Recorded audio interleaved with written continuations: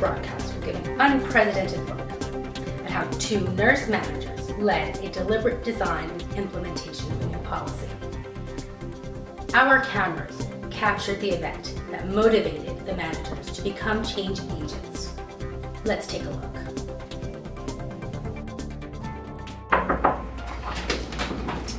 Hi, Miss Clark. This is Paula. She's going to be your nurse for tonight. Hi. So, Hi. Paula, this is Miss Clark. She is she has bowel obstruction. She haven't had any bowel movement in the past 2 days, and she is going to be NPO. She's requiring a CAT scan for tomorrow. Are you confused? What is bowel obstruction? What is NPO? Well, bowel obstruction is you have something going on in your intestine that we're trying to figure out what's going on. So NPO means that you're gonna have to, you can't have anything to eat or drink for the next. We find that we need to identify what it is the change we want to implement. We're going to collect the data that we need, whether it's for the things that are going to benefit this change, or how bad is the situation that we want to change. We are going to identify the agents of change. In this case, the change agent is going to be management. And the change target is going to be the staff. Again, my name is Paula, and I'm going to write my name up here on the board.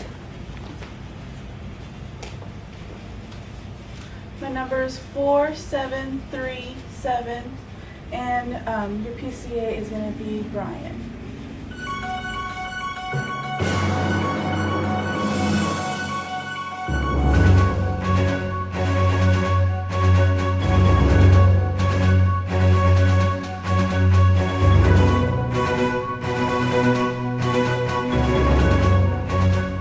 Hi, Mom. Yeah, I really don't know what's going on. The nurse was saying I have something called like bowel production and GTO for 12 hours. I really don't know what's going on. Okay, you'd like to talk to the nurse? Okay, hold on. Call like. Hi, you called? Yes, my mom wants to talk to you. She doesn't know what you guys are talking about, my medical diagnosis. Okay, so you're going to let me talk to my mom? Yes. Your mom? Mhm. Okay. Hi, this is Paula Hernandez. I'm a nurse for Miss Clark today. How can I help you? No, it's not about production. It's about obstruction. There's something wrong with her bowels, and it's kind of a blockage.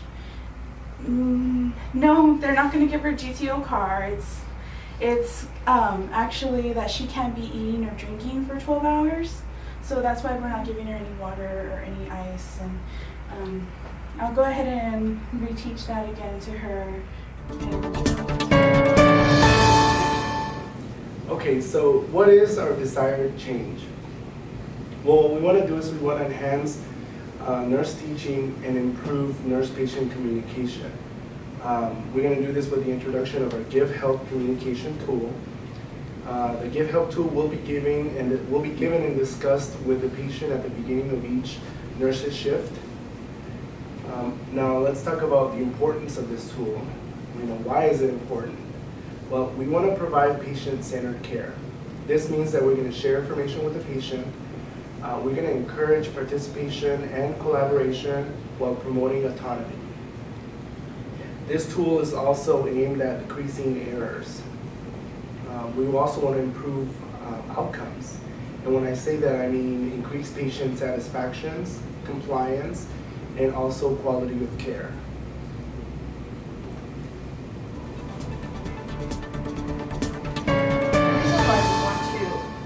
Incorporate this tool to the care we already provide is because it's not something new. It's actually something we do every day. The reason we wanted to name it Give Help is because we already are doing things like giving bedside report. We're already involving the patient in every interaction. We already validate the fears and concerns. We already emphasize our commitment to their health. But do we do it consistently, and do we do it every time? Also, it is our patient's right to have humane, compassionate care given to them. It's also their right to have an explanation of their care, including their medications, their procedures. It is their right to know when all of these events are happening. Also, it is their right to be listened to. This is a great opportunity to hear feedback from our patients and their concerns in regards to their care. This tool allows them to be active participants. This is why we wanted to name it Give Help Tool. So let's talk about our Give Help communication tool. We have developed a communication form that will be given to the patients at the beginning of their admissions and at the beginning of each nurse's shift. Of course, this tool will be tailored in accordance to the need of each department. This tool will address basic questions about the hospital stay and will allow the patient time to process the information. It will reduce their anxiety about procedures and keep them informed. Overall, this form is intended to reinforce patient understanding, not to substitute nurse teaching. So here's our Give Help communication tool, as I stated earlier. We want to include things such as, why am I hospitalized?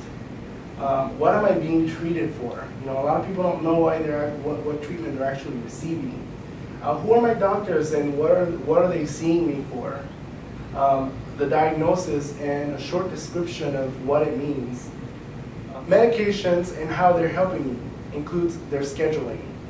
What procedures, labs will I have done and at what time? Also, we're going to leave room for questions. The patient can go ahead and think about anything and then generate questions for the nurse at a later time. We're going to discuss Lewin change theory. In Lewin's change theory, there are different facets, and the first phase that we're going to be dealing with is the unfreezing. In the unfreezing phase, we find that we need to identify what it is the change we want to implement. We're going to collect the data that we need, whether it's for the things that are going to benefit this change, or how bad is the situation that we want to change. We are going to identify the agents of change. In this case, the change agent is going to be management. And the change target is going to be the staff nurse. The staff nurse is going to be dealing with the change and put it into practice. If change is to happen according to Lewis, we are going to need to increase the strength of the driving forces, or we are going to need to weaken the restraining forces. In the next slide, we're going to walk you through the analysis of these forces. Next, we will discuss the force field analysis. The first thing we're going to address is the driving forces for this change to happen. Number one thing we want to do is decrease sentinel events. The Joint Commission has found repeatedly, and this one particular study showed that 70% of all sentinel events were related to communication problems. The second thing we want to do is decrease errors. $29 billion are spent in medical errors. The third thing we want to do is to increase patient satisfaction. We know that when patients are informed, involved in their care, they're going to be more satisfied. And at the same time, by increasing patient satisfaction, the next thing we want to do is to increase the refund that the hospital will receive by having good scores in the HCAHPS every year with the patient surveys. The next thing we want to do is increase patient compliance. How do we want to increase patient compliance? It's by the same philosophy, keeping them informed, keeping them involved with what is happening to them, what medications they're receiving, what treatments are going to happen, when those treatments are going to happen. If patients are compliant, we're going to be able to decrease the losses due to the rehospitalization of these patients. Often, if these patients return within 30 days of the last stay at the hospital, we will not be able to get reimbursed by that hospital stay. At the same time, we would like to increase patient-centered care. It's kind of a repetition of what we've been talking about, but we cannot stress enough that when patients are informed, involved, they will take ownership of their care, they will understand the instructions once they go home, and they will continue on their treatment when they go home. We only have patients in the hospital for a very short time, and it's important that we use every single minute that we can to help them be successful after they leave. Last, we want to increase the staff accountability. By the way of keeping the records updated, we can give the patients updated information. Every single time we have to print this tool, we need to make sure that everything is current and the patient is getting the latest information. Next, Bernardo will introduce us to the restraining forces. Thank you, Mita. Now we're going to be discussing the restraining forces. I guess one of the biggest restraining forces is going to be staff assistance. We're looking at staff complaining about maybe time-consuming or extra work. Now, is this time-consuming? This form will be automatically generated by the system, and when the nurse prints out their shift report, it will automatically print. So there's absolutely no extra work for the nurse. What about creating extra work? No, it's the nurse's responsibility to introduce themselves and answer any questions at the beginning of every shift in the first place. This tool is definitely not intended to replace nurse teaching. It is to enhance the teaching. Let's talk about cost. How expensive will this tool be? Well, we've averaged out several prices, and we found that on average it will cost about $3,125 to implement this tool into the systems. That's about $125 for roughly about 25 hours of work. Another concern is how accurate is this information, and how can we hold other healthcare professionals accountable?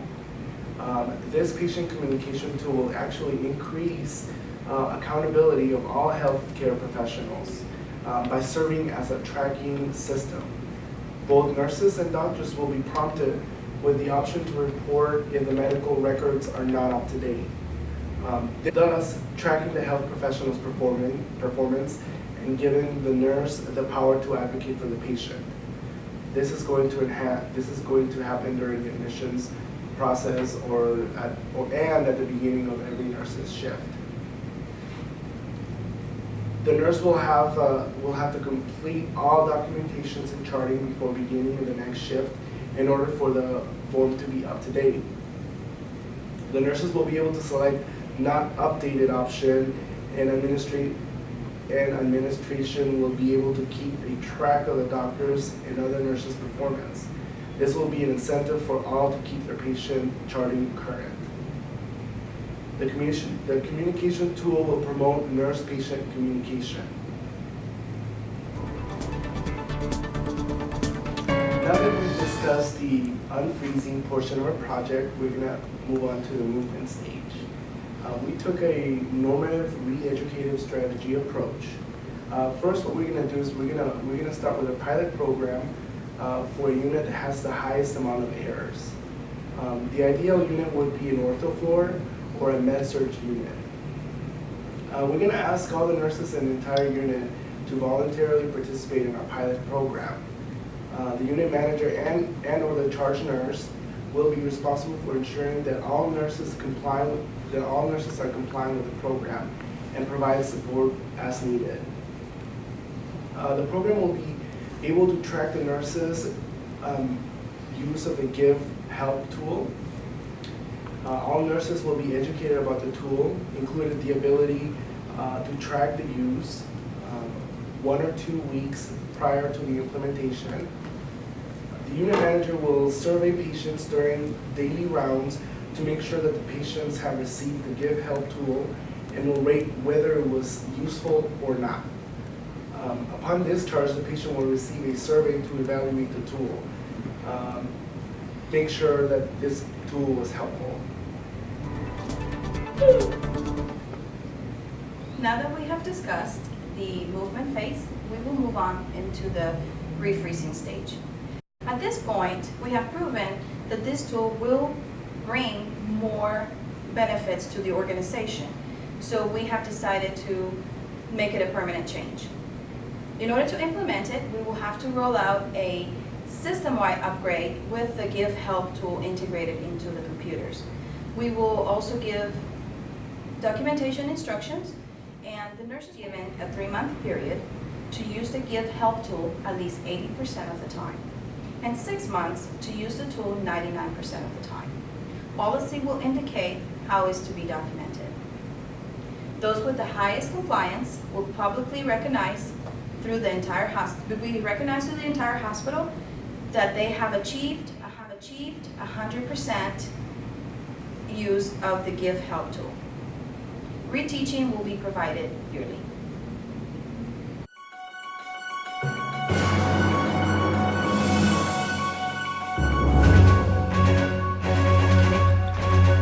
Okay, Miss Clapp, this is Paula. She's gonna be your night nurse. Hi, Paul. So we're gonna do a bedside report right here so you can hear what we have to say, and if you have any question, just ask Paula or I, we'll be able to answer it. So Miss Clark had a bowel obstruction. She is due for a CAT scan with contrast, so she's scheduled to be on NPO. So, do you have any question? No, I think you gave me the communication tool. I know I don't have to eat for 12 hours, and I have a little blockage in my bowel, so I can't really go to the restroom until it's all fixed. Okay.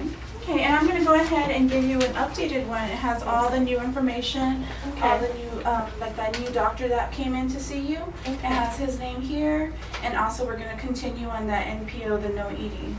And also it's going to include all the information we had before about the NPO and the blockage. And let me just update our chart.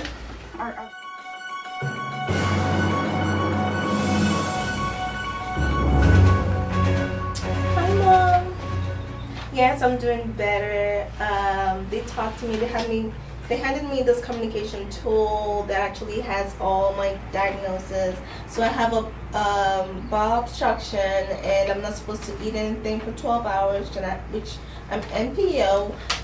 We'll be going for a contrast to visualize where the obstruction is located, and they will discharge me once everything goes smoothly. Yes, I'll be home soon. Love you. Bye.